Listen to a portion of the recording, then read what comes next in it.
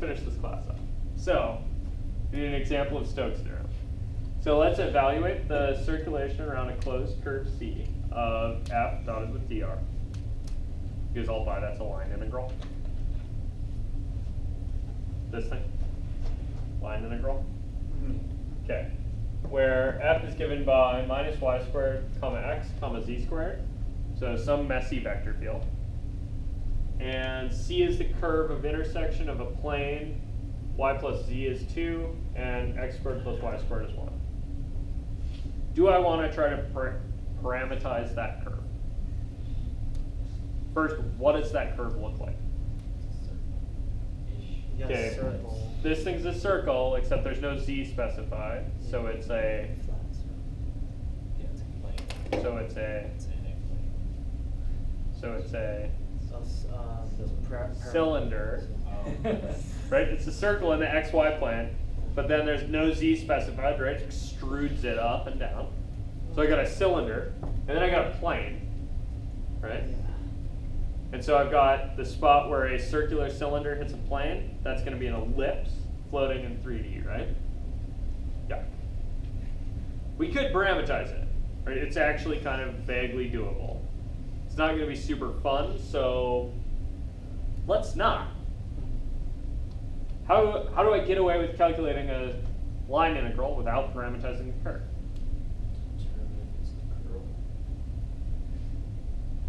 Easier.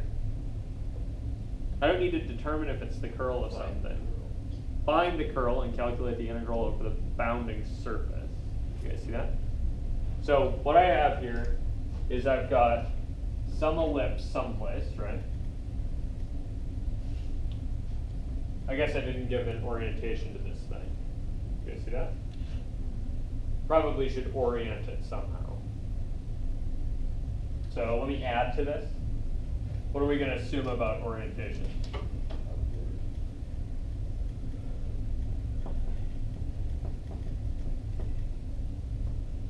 Yeah, I'm going to assume oriented right-hand rule to up. You guys see that? So where's my surface S in here? How about let's write down Stokes maybe, and then try to fill in the bits. So what I have right now is I've got an integral around a curve of f dotted with dr. What does Stokes say? Stokes says an integral like that I can write as the integral of the S. The integral over a surface S of the curl of f dotted with D area. You guys cool with that? All right. So I know what f is, right? F's given by that thing. My problem with computing this left-hand object, right, is that I don't want to parameterize the curve. Okay, so let me not. Let me fill in this bit instead. So what do I need to fill in the other half of Stokes here?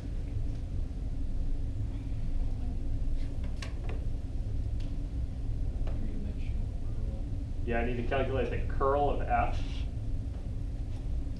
Okay, so calculate the curl of f. I need to take the nabla thing and cross product with f. Okay, so that's, I need to make a matrix I, j, and k. Partial with respect to x, partial with respect to y, and partial with respect to z. And what was f? Negative y squared. Negative y squared. X and z squared. X and z squared. And I need to calculate the determinant of this thing, right?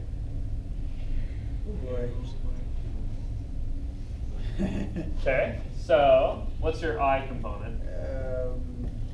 Partial of z squared with respect to y. Okay, partial of z squared with respect to y is 0. Minus partial x with respect to z, that's 0. Okay, that's nice. 0 minus 0. So nothing there. And then I need minus some j's. 0 and 0 again. Let's see, so the j's, I need the partial of x, or sorry, the partial with respect to x of z squared 0. is 0. Minus 0. Minus the partial of z with partial with respect to z of some y's, also 0. And then k. And then on k I got 1 minus y.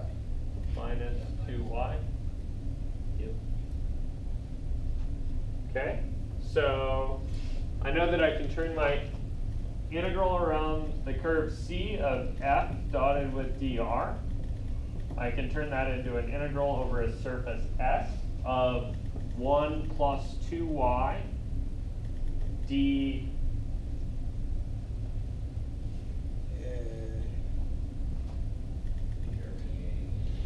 the area With Some sort of surface known vector stuff. with a vector DOE. Uh-oh, I think I torqued this. What did you guys let me torque up? Do we have to make units?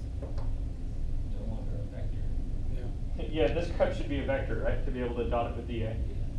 So, what did I screw up? It's 0, Yeah, 0, 0, I said 0. 1 plus 2y. Yeah, I just lost a K, right? Yeah. So, what I meant in here was 1 plus 2y K dotted with D area. ouch. Okay. It's actually a good idea, right, to check the categories of the things you're working with at each step, because that's how you're going to find the mistakes you're going to make. All right, what else? What do I need now? Yeah, I need to find the dA, right? Okay, so what's my surface I'm even talking about? That ellipse. Yeah, it's this kind of funky ellipse, right? So I'm talking about this stuff right in here. What's that a piece of? The intersection between y and z and x squared, y squared. Yeah, that's a piece of the plane. Y plus z is 2, right? You guys see that? Okay, so what if I thought about that as z is 2 2 minus minus y. y.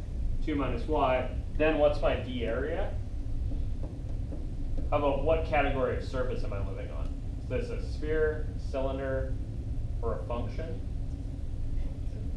That's a function, right? Yeah. Is that conveniently? So we don't have to compute the area of the Yeah. ellipse. Yeah, because that would be horrible. Right? I could figure out a normal vector and then compute the area of this ellipse, but of course that would be horrible, so let's not. That would be actually about the same difficulty as parameterizing the curve to begin with, which would also be horrible. Cool? So, I got 2 minus y in here. What do I do with 2 minus y? Input that in for the top of this. Input that in for C on the top function. Don't you need that to like normal vector? perfect. Yeah, I need to turn this into a normal vector, right? So how do I turn the information z is minus 2y into a normal vector? What's your d area for functions? Are we doing partial, negative partials and 1? Yeah, I need the minus fx, minus fy, and 1, right? So what's the x partial of 2 minus y? 0. What's the y partial of 2 minus y? Negative 1. Which is now 1.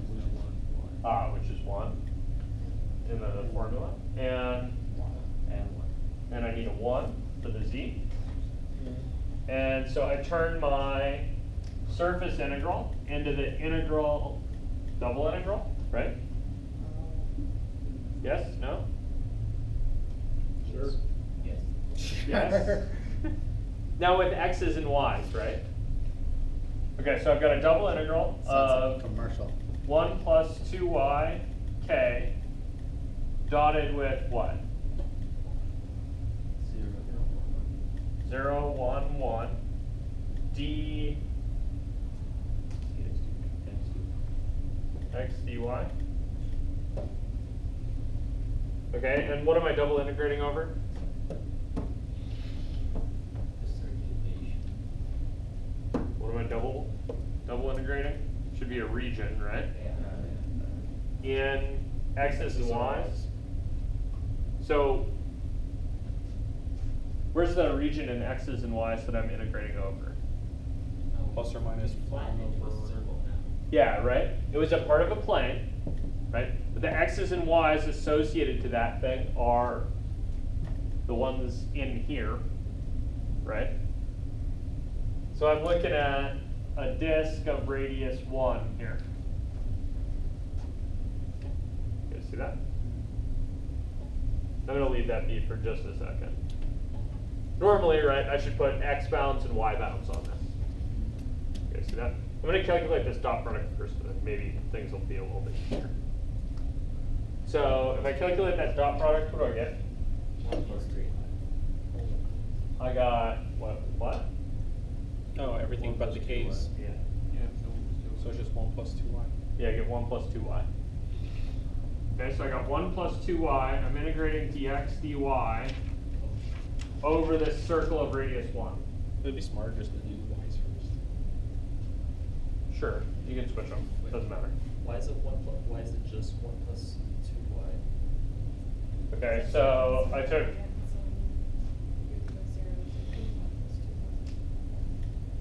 Maybe it would be easier if I wasn't mixing vector notations, right? Yeah. So I've got a k vector and a Right. 0 i's plus 1 j plus a k here, right? So when I do this dot product, the k's and the i's are 0, k's and the j's are 0, k's and the k's are 1. Okay. So I got 1 plus 2y. Or I could maybe write this one the right way. That's fine. All right, so here I am at the integral over this unit circle of 1 plus 2y dx dy. Easy, hard, problems, things, thoughts? Translate. The limits of integration aren't especially hard. The interval would be gross in Cartesian. Yeah, so the limits are pretty easy to write down in Cartesian, right? But they'd be kind of nasty. Well, So you can always convert to polar. Can you just make the x squared plus y squared equal r squared? So it'd be just 0 to 1. Then we have to change it to 1. Well, it'd just be 1 yeah, plus so 2 I'm gonna have to cosine- convert to the 2 polar. r sine theta. Otherwise, I'm gonna have to do some tricks of. Which is I'm going to convert to polar. So if I convert to polar, I'm going to have the integral from 0 to 1 in the r's, and the integral from 0 to 2 pi in the thetas, right? Yeah. So that's going to be d theta dr. And what do I need in here? An r. You still need an r. I need an r from the dx dy, right? And 1 plus 2 r sine theta. And 1 plus 2r sine theta. Perfect. Cool. And if we erase the problem, we won't know if we got it wrong.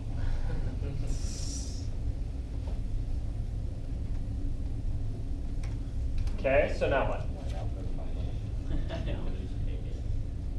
So let's see, I've got the integral from 0 to 1 and the integral from 0 to 2 pi of r plus 2r squared sine theta d theta dr.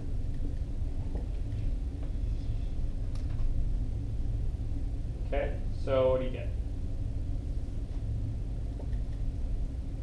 R theta. Okay, so integral from 0 to 1 of r theta, And the whole thing theta. that whole thing theta. Oh, wait. Okay. The 2 Oh, R is sorry. constant with respect to theta, so it's not gonna plus up. Okay, so the 2r squared, right? That's So just minus constant. cos. So I would get 2r squared. Then what's sine's antiderivative? Negative cosine. And I need a what? D over. I need a dr and also a Limit.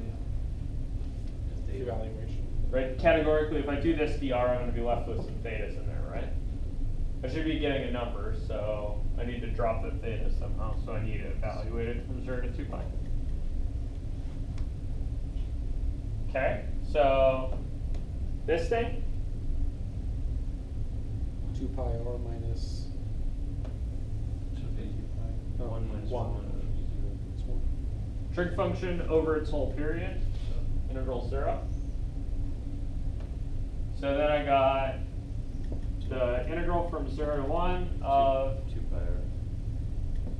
pi r dr gives you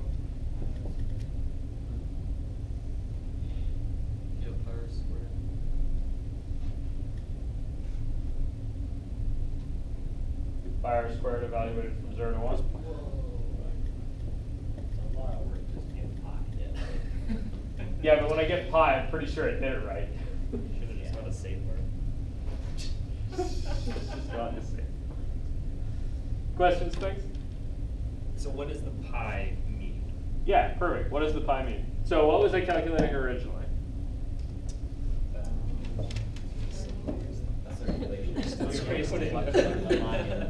Yeah, I was trying to calculate a circulation of some vector field, right? So the pi means that I get pi help around the curve C from the vector field F. Free energy, yay. Okay, I got some free energy. Right, this thing gave me a little bit of a push. Cool. How did I figure out it gave me a little bit of a push? Well, I went to a surface, right, on the inside, and I added up its tendency to eddy there. And of course, I got the amount of help it gives me around the outside edge. Does that kind of make sense? Hopefully.